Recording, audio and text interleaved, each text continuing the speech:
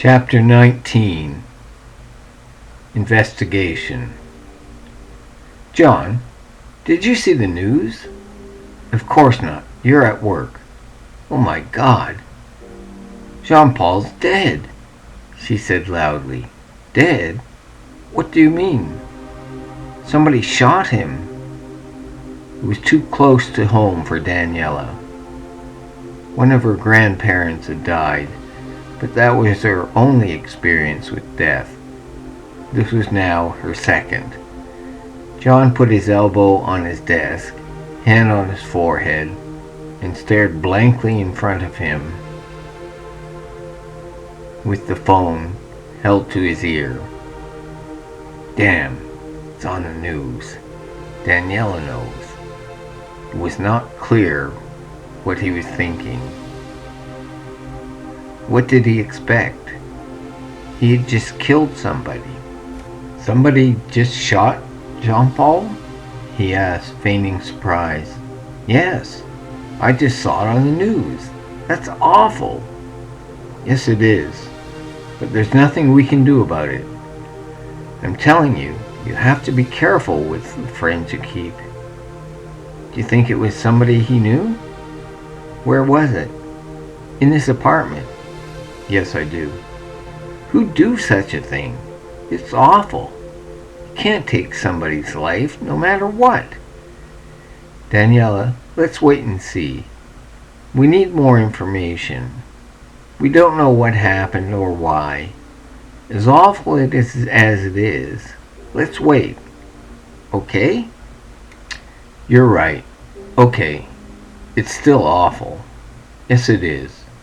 I'll have to call Lifestyles. Find out what I'm supposed to do. I'm sure they'll have another trainer for you. I'm sure they will.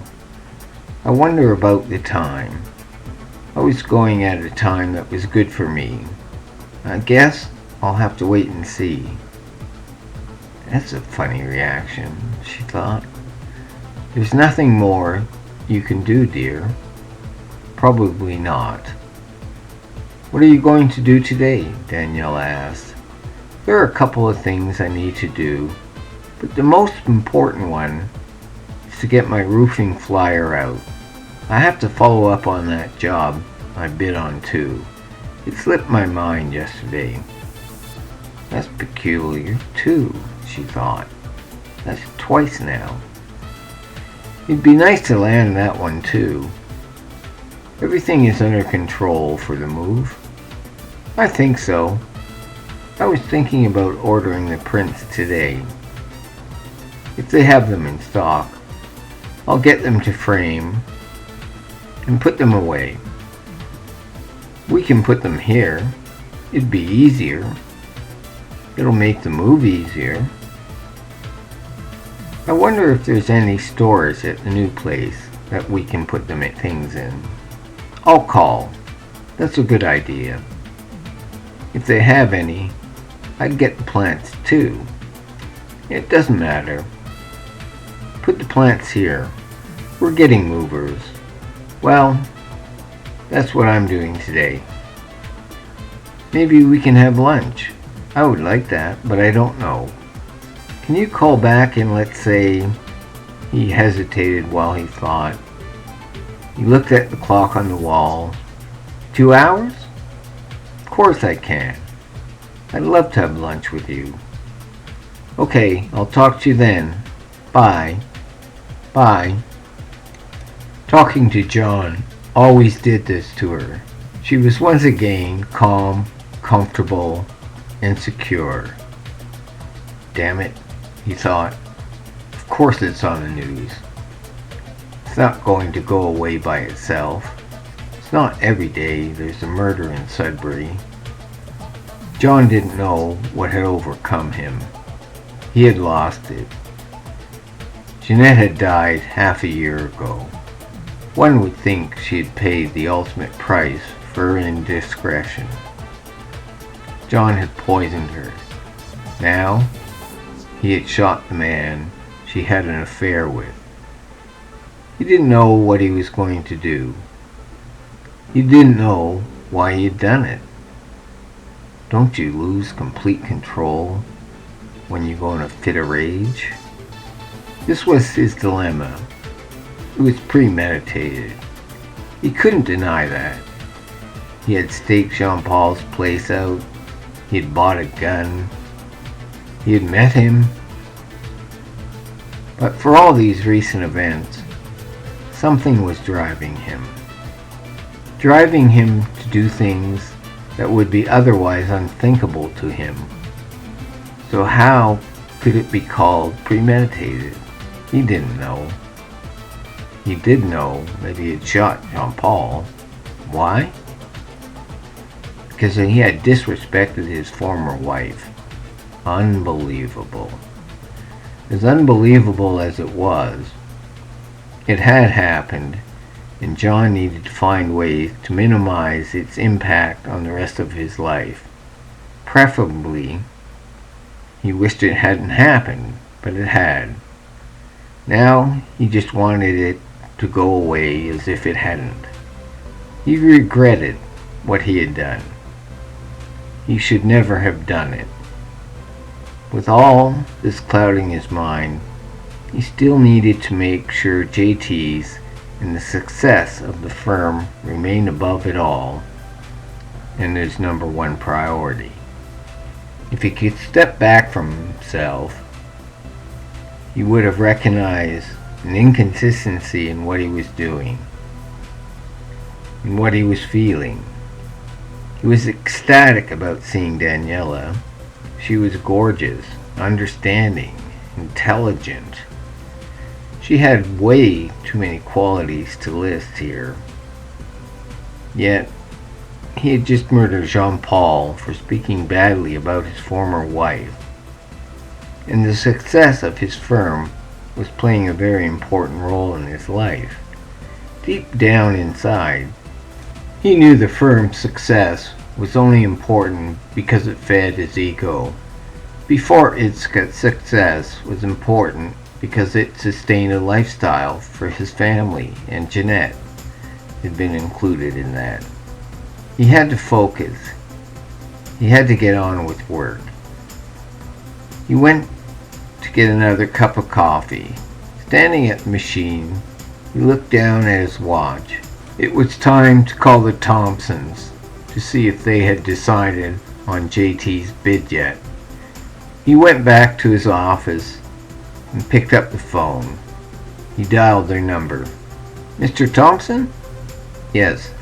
This is John Travers of JT Renovations. We submitted a bid to do some work you want to get done around your home." "Yes, I remember. Have you had a chance to look at it yet?" "We have." "Have you made a decision?" "We have. I'm pleased to tell you, you won." Good stuff, John thought. You weren't the cheapest bid we received, but we heard good things about your firm and the work you do. Thank you. We appreciate it. I'll draw up a contract and bring it by for your signature. Later today? Later today would be fine. My wife or I will be here.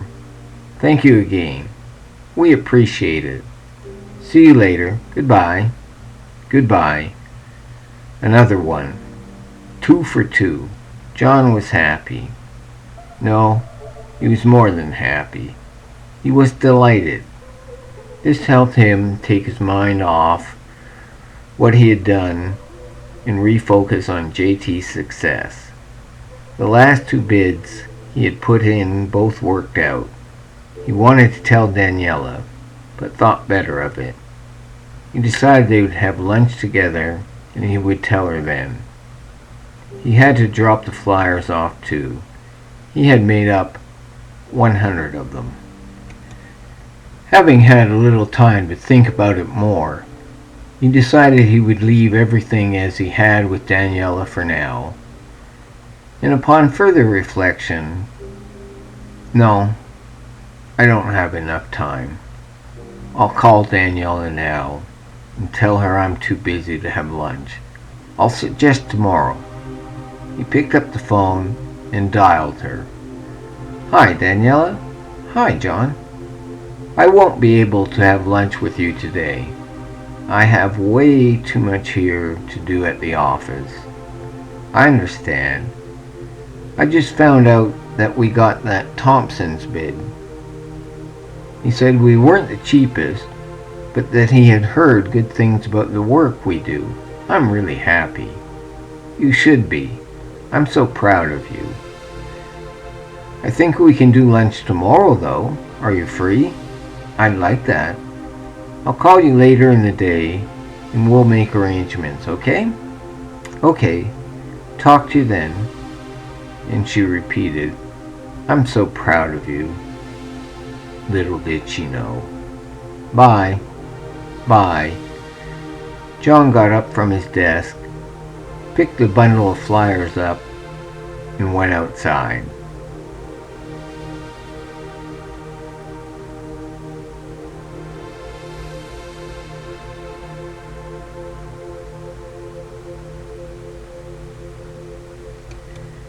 Yellow tape blocked John Paul's apartment door. It was open. Police were going through his apartment with a fine-tooth comb.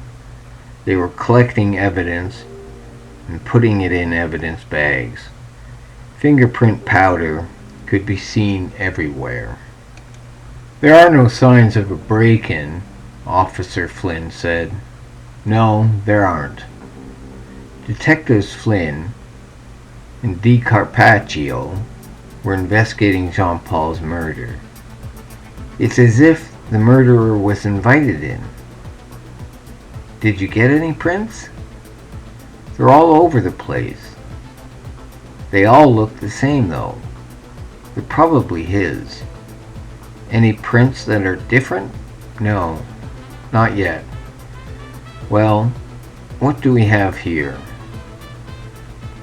He was shot in the head and in the heart through a pillow with what looks like a 9mm. We'll know once we get the autopsy. Looks like he was lying on the couch. He was in his own apartment. We don't have any witnesses. The neighbors didn't hear anything. Not any we've talked to. Nobody saw anything unusual. No. Was it random? I doubt it. It wouldn't have happened in his apartment. I agree. He must have known his murderer. Flynn walked over to the sliding door that led to the balcony. Looking out at the forested hill in front of him, he asked, "Do we have anybody combing through that brush?" No, not yet. That's got to be done. Can we get anybody on it? We can get a couple of uniforms to do it. Let's get them. Di Carpaccio took his radio out and got 2 uniformed officers to search the hillside. Thanks. Let's keep collecting evidence here, although I'm not optimistic. No, but that's all we can do at this stage. Flynn and Di Carpaccio had been collecting evidence for a couple of hours and nothing stood out. They still had to run some tests, but it looked like the murderer had covered his tracks. Di Carpaccio's radio sounded. "We found something. It's a gun." "A gun?" Flynn exclaimed. "Sloppy, sloppy, sloppy. Unbelievable. Get them to bring it up." Di Carpaccio, using his radio, said, "Be careful with it. But bring it up. Good work." The uniformed officers picked the gun out of the snow using a pen. They put it in an evidence bag and started to carry it to the apartment building. "This may be the break we need," Flynn said. "It's funny that. Just when you think there's nothing, you find something." The uniformed police officers came to the door carrying a bag with a handgun inside. "Here it is." he said, holding it out as they walked in. Thank you. Looking at it through the bag, Flynn said, a Smith & Wesson 9mm. It looks brand new. I wouldn't be surprised if it was bought just for this. Tony, get on the radio. Get headquarters to see which gun shops in town sold this type of gun and to whom. This might be the key to the case. With an air of authority, although he was a more junior detective, Di Capiccio said, "Will do."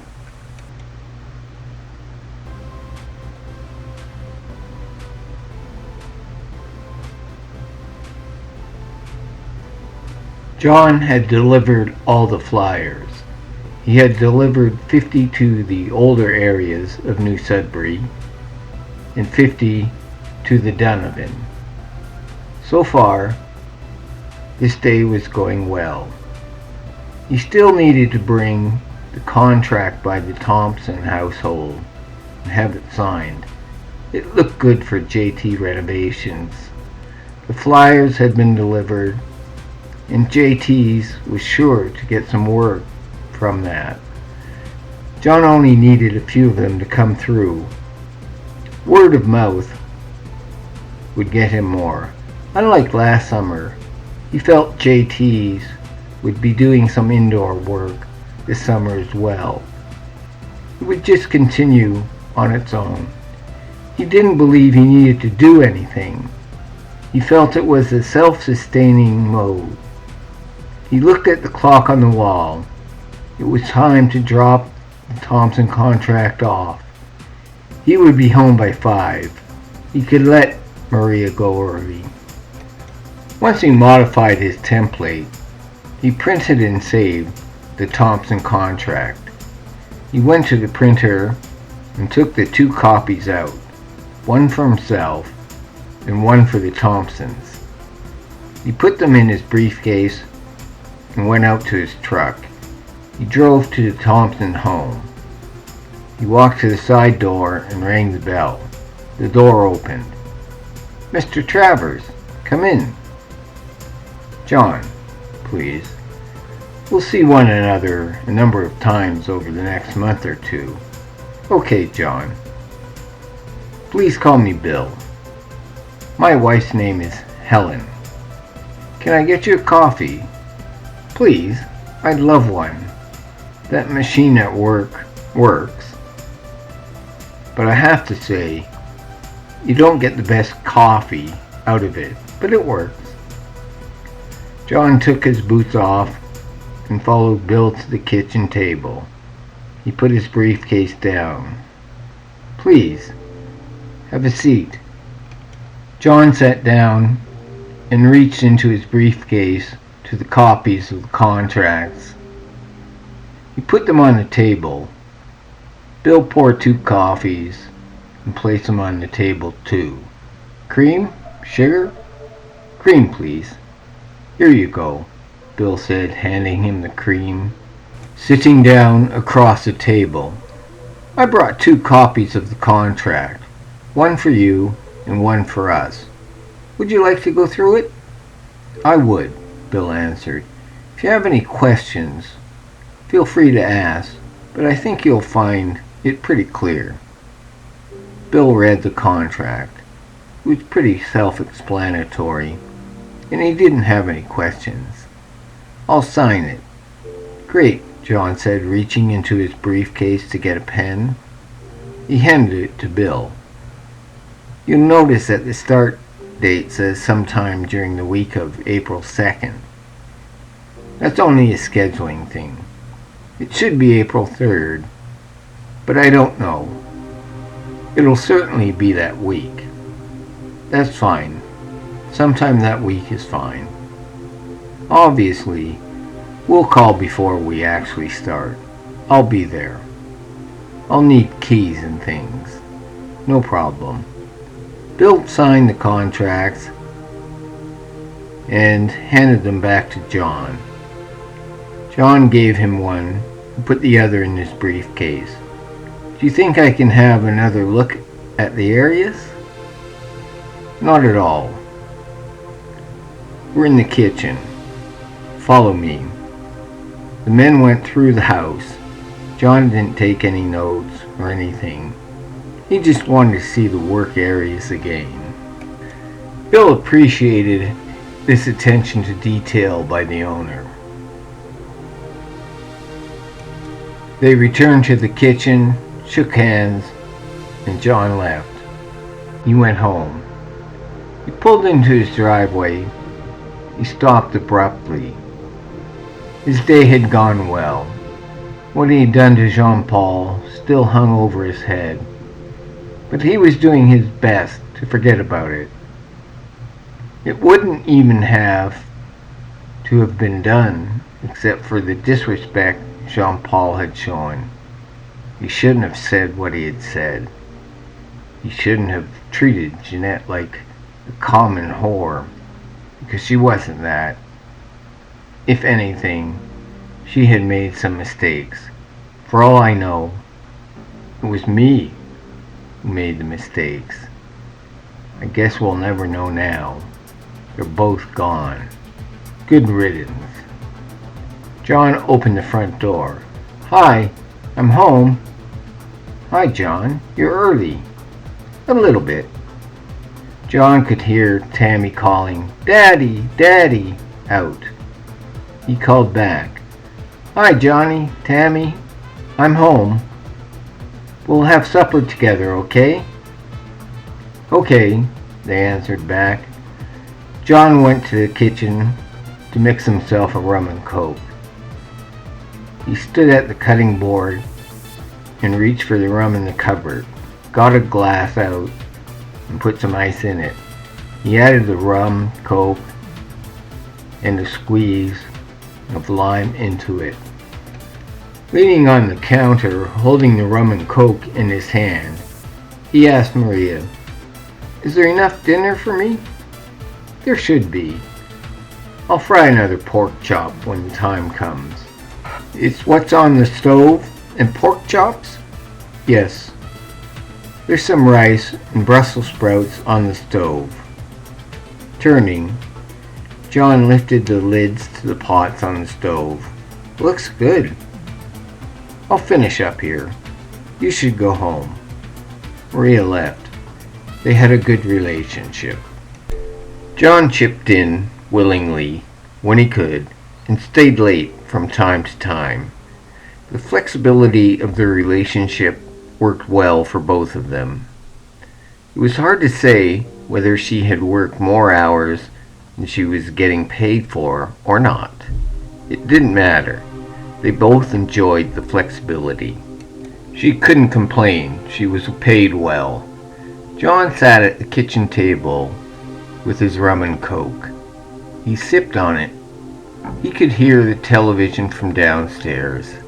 I have to do something about that. He wasn't going to do anything this evening, but it had become clear to him that the children were watching far too much television, especially now that their mother was gone. In his mind, they had watched too much when she was living, but they watched even more now. He smiled. He was thinking about how a relationship with Daniela would go a long way to fixing this. They missed their mother.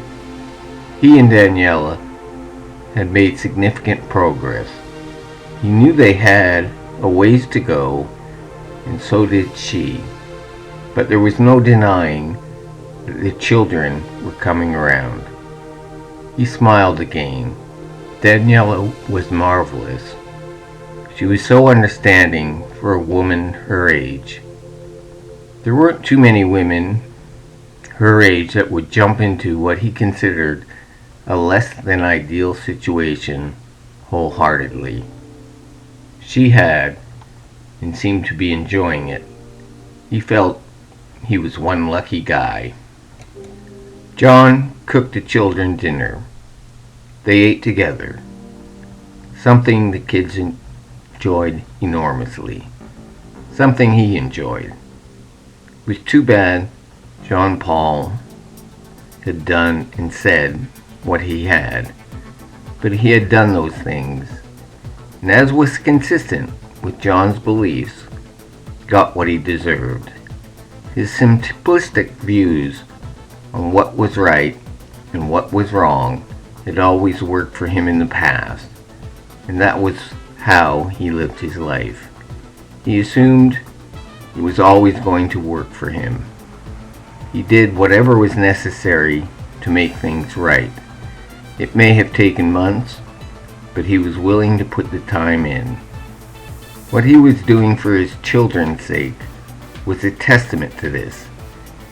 He was jeopardizing his own happiness for them. John didn't have a lot of time for those who didn't. This was how Jeanette and Jean-Paul had failed. They hadn't wanted to put the time in. They had taken the easy way out. Now they had paid the price. It was too bad because neither of them had done anything horribly wrong. Right or wrong, it could be understood. In Jeanette's case, it may have been him that fell short, but that was why he had initiated a relationship with Jean-Paul. He wanted to find out.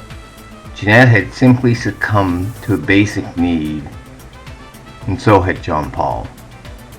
The difference between the two in his mind was that Jeanette had made the mistake, whereas Jean-Paul continued to perpetrate it.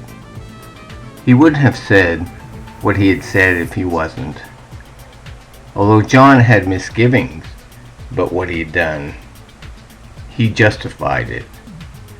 Killing Jean-Paul was void of any emotional attachment, so it was easier for him. Needless to say, both had taken an emotional toll on him in one way or another.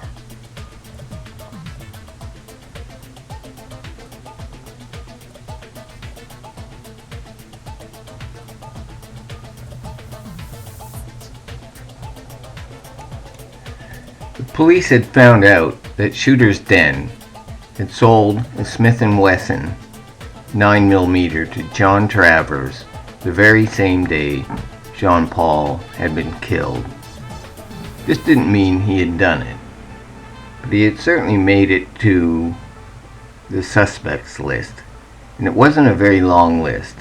In fact, it stood at only one at this stage. They didn't even know if it was the same gun that had been used to kill Jean-Paul. They would have to wait for ballistics for that. The body had been sent to the coroners. Even if there was a ballistics match, they had no way to prove that it had been Jean-Paul who had fired the gun. There were no fingerprints, so they still had their work cut out for them. Evidence aside, they wanted a slam dunk, so the more evidence, the better. They had their homework to do. The police wanted to establish motive, and absent an eyewitness, opportunity. Tony, we need to establish motive. Why would Travers want to kill the guy? What had happened between them to cause such rage? I mean, look at the killing. To me, it seems premeditated. That means they knew one another beforehand, and if my instincts are correct, they knew one another more than just casually. Okay. We need to know everything about them. I don't want to miss anything. Do you think you can get that information for me? I do. Can I have an investigator or two? Take one for now, and let's see how it goes. If at the end of the week we need to throw another investigator on it, we will. Do you think we have an update by the end of the week? Let's see. It's Wednesday today. We can meet Friday to discuss where we're at. I don't see why not. That'll give me the rest of today and tomorrow to get everything together. I can't promise there won't be any holes, but it would highlight where we may need more help. Okay, let's meet Friday afternoon to be updated. That gives you an extra half day. I appreciate it, Mike. If things come together sooner, I'll let you know. How long will the coroner take? We should have preliminary results by Friday. The certified results won't come in until late, but if it all goes to plan, we should be able to make an arrest before the end of this weekend. Sounds good. Sounds good. I'll get on it right away. That's good.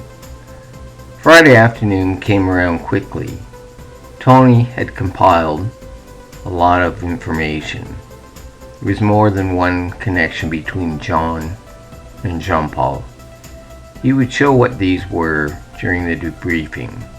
He walked to the conference room.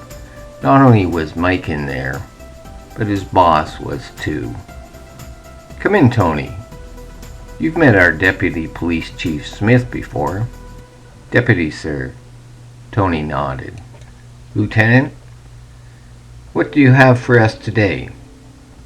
I'll start with Jean-Paul. Okay. He's 23. He studies sports administration at Laurentian and is due to graduate next year.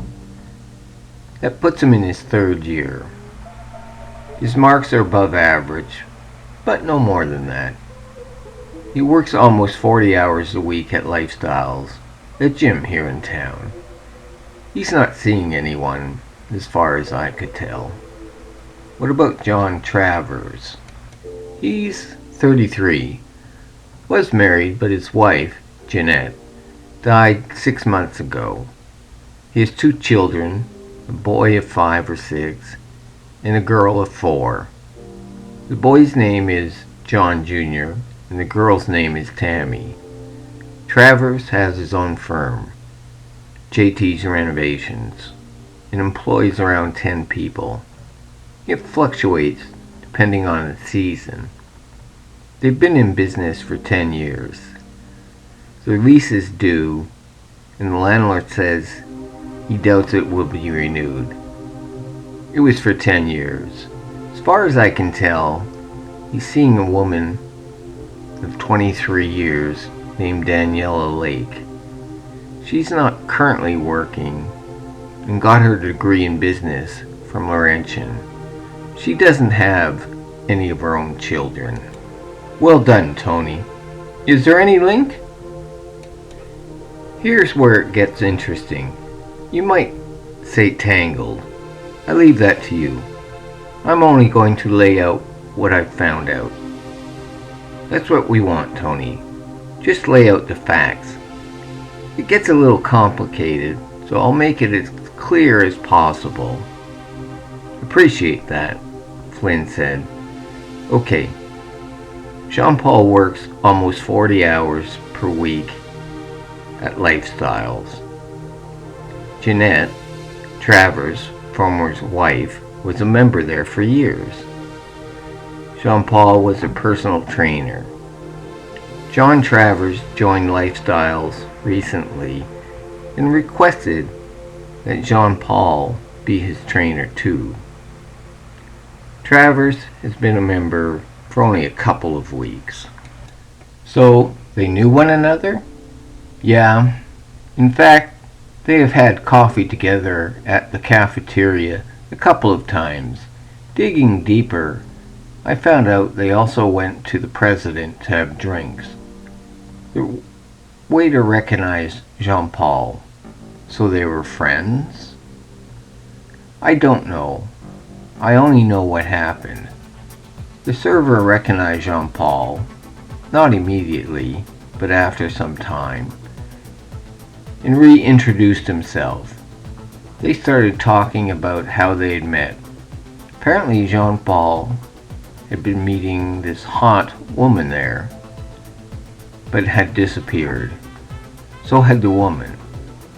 I showed him a picture of Jeanette, and he confirmed that it was her.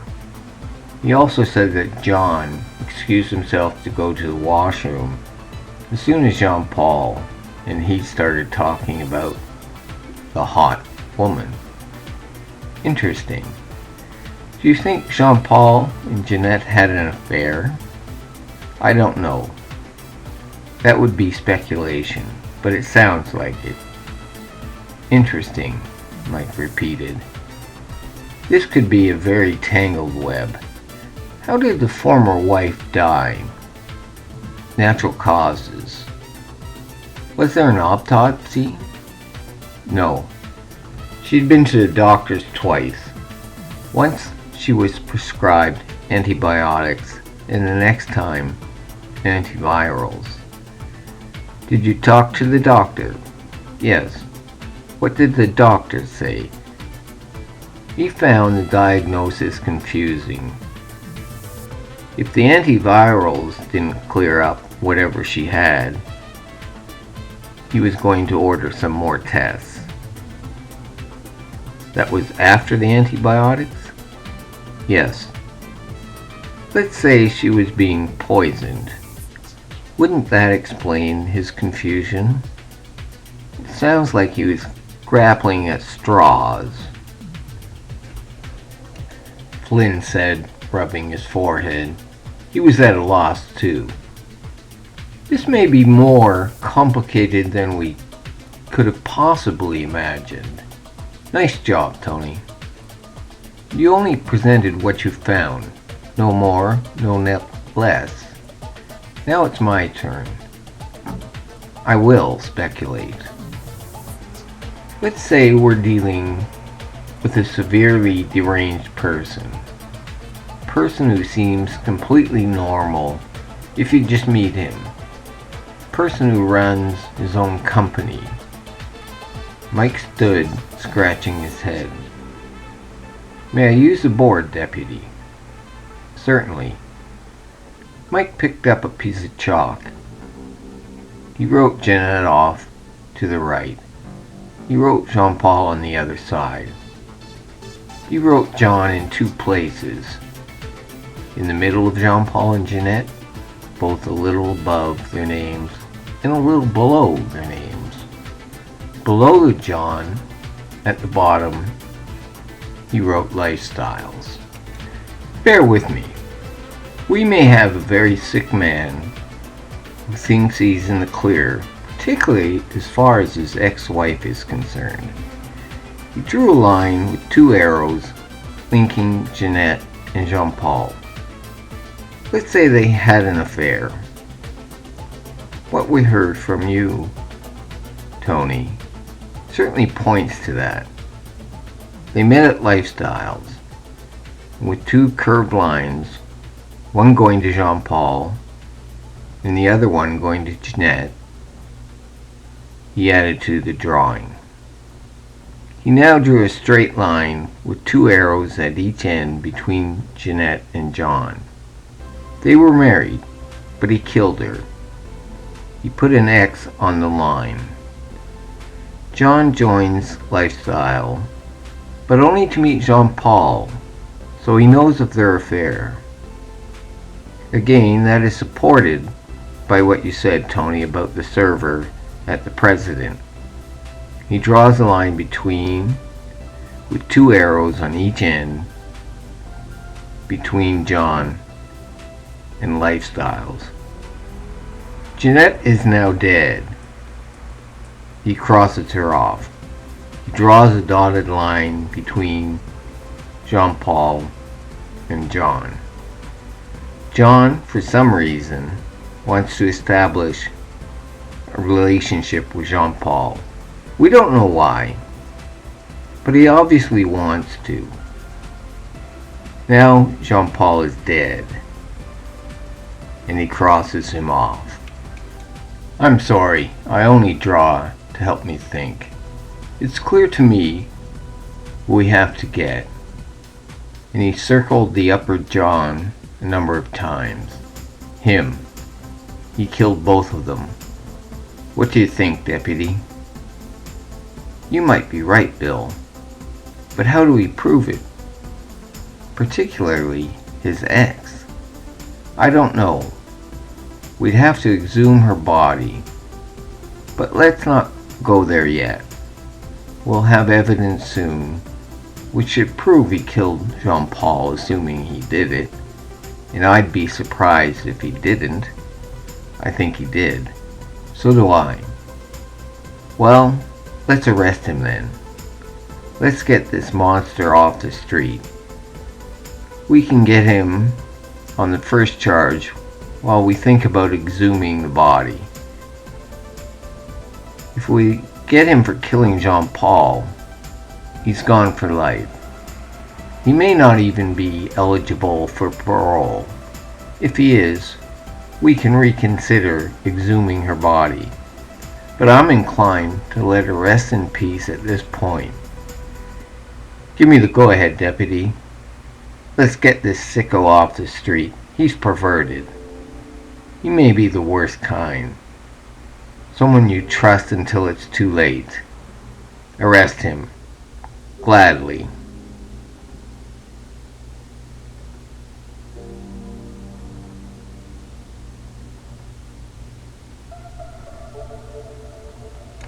They gathered around Detective Flynn's desk. De Carpiccio was there and 6 uniformed officers. That meant they needed to have an unmarked car and 3 cruisers. They planned to arrest John at his place of work. It was only 3 in the afternoon, so he should have been there. They had discussed their approach. They were going to pull into the parking lot, go into the offices, uniformed officers first with their guns out, and the detectives would follow to make the arrest. Follow us. Lights on. No siren. I'll pull over to one side in the parking lot. You guys surround the door. Got it?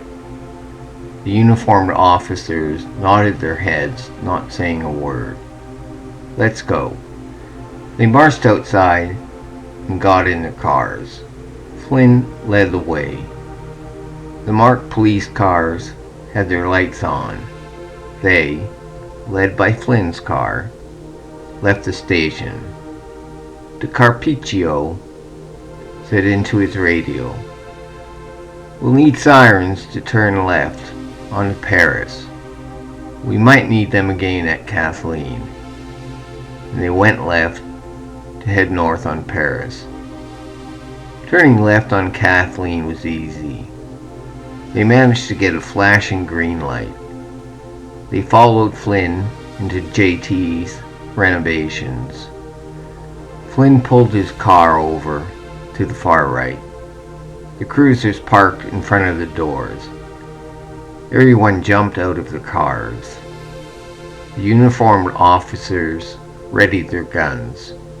Flynn had told them not to draw them unless he asked them to. Carpiccio and Flynn went to the front door. The uniformed officers were immediately behind them. It was locked. De Carpiccio tried the door again. Nope, it was locked. He held his hands palm up toward Flynn and shrugged. "Relax," Flynn called out. "Nobody's home." Looking at De Carpiccio in disbelief, he said, "Unbelievable.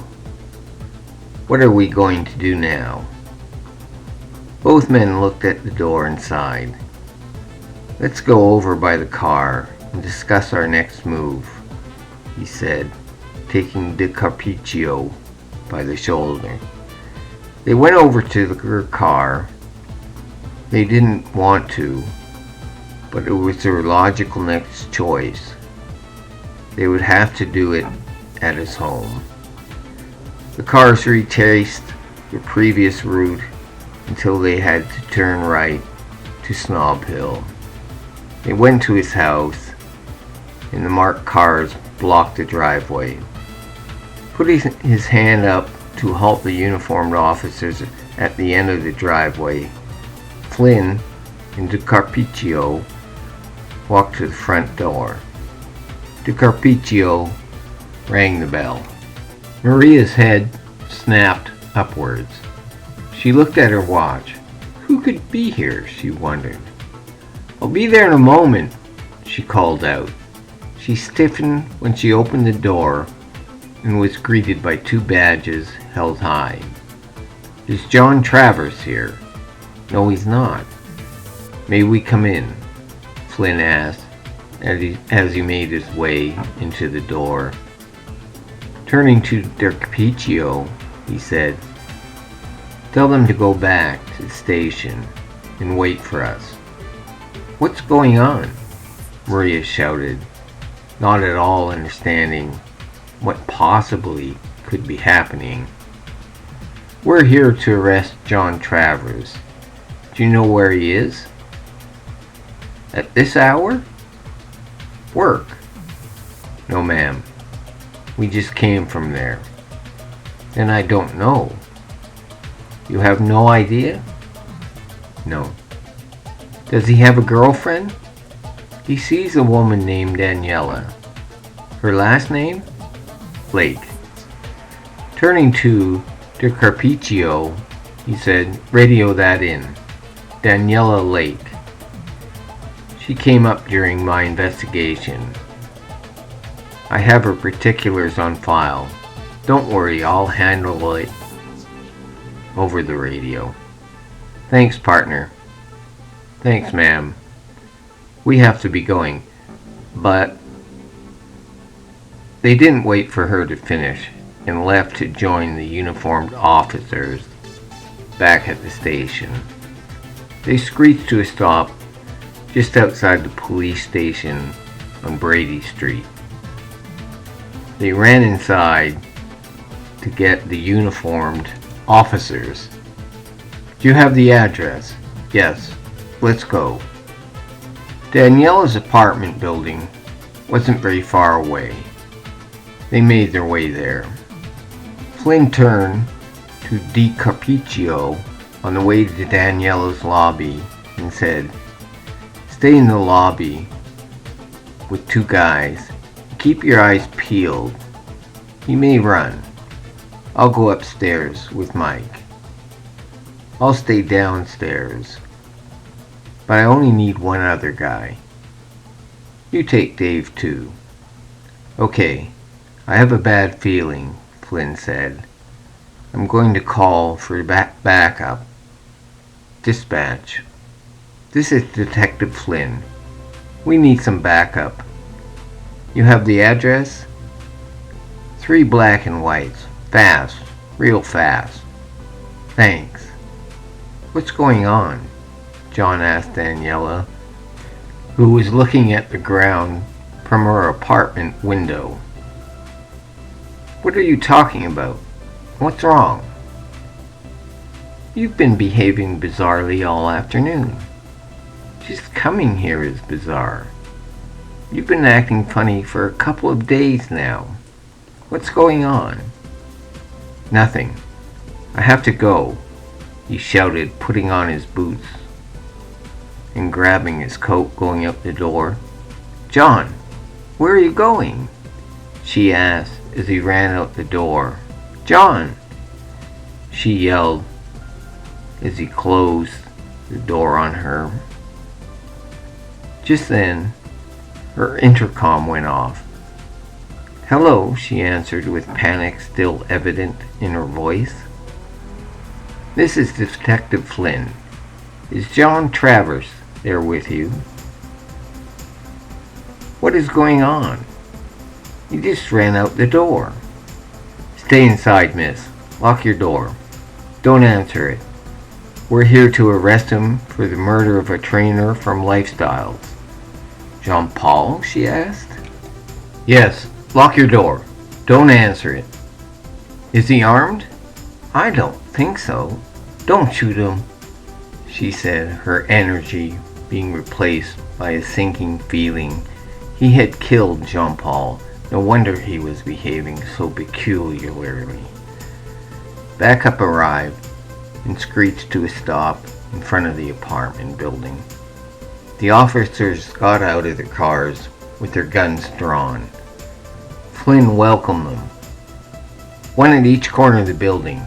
You," he said, pointing. "You're with me." Flynn hurried to Daniela's apartment. "Come on, answer it," he said under his breath. "Hello. Open the door. We don't want to have to break it down." "Don't hurt him. Please don't hurt him." Sounding pathetic, she pleaded. She let them in. They had 10 uniformed officers left. "You and you," Flynn said, pointing. "Join the men at the corners. I want 2 men at each corner. Di Carpiccio, take 4 men and go to the bottom of the stairwell. I'll take the other 4. Everybody, pull your gun out." Travers had nowhere to go. He didn't know it yet, but it was true. He was either going to get shot or he was going to give up. Flynn was leaving the choice up to him. Flynn had his ear to the stairwell. He could hear the Travers bounding down the steps. He was getting close. Flynn backed the men up. They stood side by side in front of the door. Their guns were trained on the door. It opened quickly. John abruptly stopped. He looked to his left. He looked to the right. Panic showed on his face. "Freeze! To your knees!" In resignation, John dropped to his knees, putting his hands up. "Cuff him. You have the right to remain silent. Anything you may say can and will be used against you in a court of law. You have the right to retain a lawyer. If you can't afford a lawyer, one will be provided for you. Do you understand your rights?" He nodded in the affirmative.